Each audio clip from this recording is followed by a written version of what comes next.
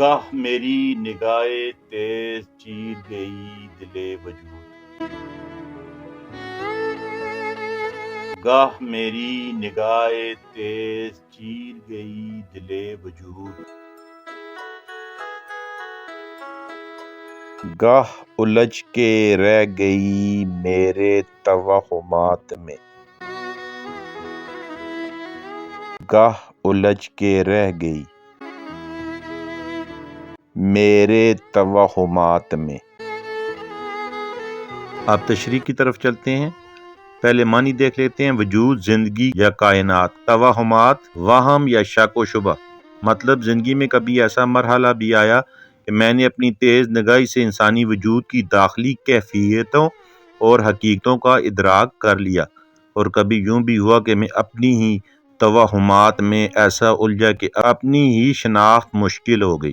اس شعر میں دو متضاد انسانی اور نفسیاتی کیفیتوں کی طرف اشارہ کیا گیا ہے۔ دوسری تشریح اس کی کچھ اس طرح ہوگی کہ اس شعر میں اقبال نے سماج کی مختلف کیفیات اور کجیوں کو پیش کیا ہے۔ ان کا کہنا ہے کہ انسان اپنی اصلیت یا سرشت کے اعتبار سے ایسا ناقص اور محدود تصور ہے کہ وہ محض اپنی عقل کی مدد سے کائنات یعنی موجودات حقیقت دریافت نہیں کر سکتا۔ ہاں، اس کے دل میں عشق ایسی طاقت ہے کہ اس کی مدد سے وہ حقیقت کی معرفت حاصل کر لے۔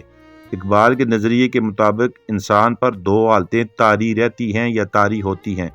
کبھی تو اس کی نگاہ اس قدر تیز ہو جاتی ہے کہ وہ کائنات کی حقیقت سے آگاہ ہو جاتا ہے، اور اس کی نگاہ وجود یعنی شے کے آر پار ہو جاتی ہے، اور کبھی وہ اپنے ہی پیدا کردہ وہم، شک یا شبہ یا گمان کے توہمات میں الجھ جاتا ہے اور حقیقت کی معرفت سے ہمیشہ قاصر رہتا ہے۔ مختصر یہ ہے کہ اقبال کہتا ہے کہ جب میں عشق میں ڈوب جاتا ہوں تو میری نگاہ اتنی تیز ہو جاتی ہے کہ میں وجود کو، کائنات کو آر پار آسانی سے دیکھ سکتا ہوں، لیکن کبھی کبھی جب میں عشق کی مستی سے نکل کر دنیا کے عقل و فہم میں مبتلا ہوتا ہوں تو میں مختلف توہمات کا شکار ہو کر رہ جاتا ہوں۔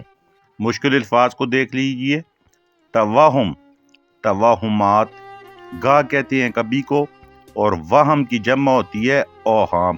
الف کے اوپر بھی زبر اور ہا کے اوپر بھی زبر۔ اللہ پاک آپ کا، میرا، ہم سب کا حامی و ناصر ہو۔ والسلام۔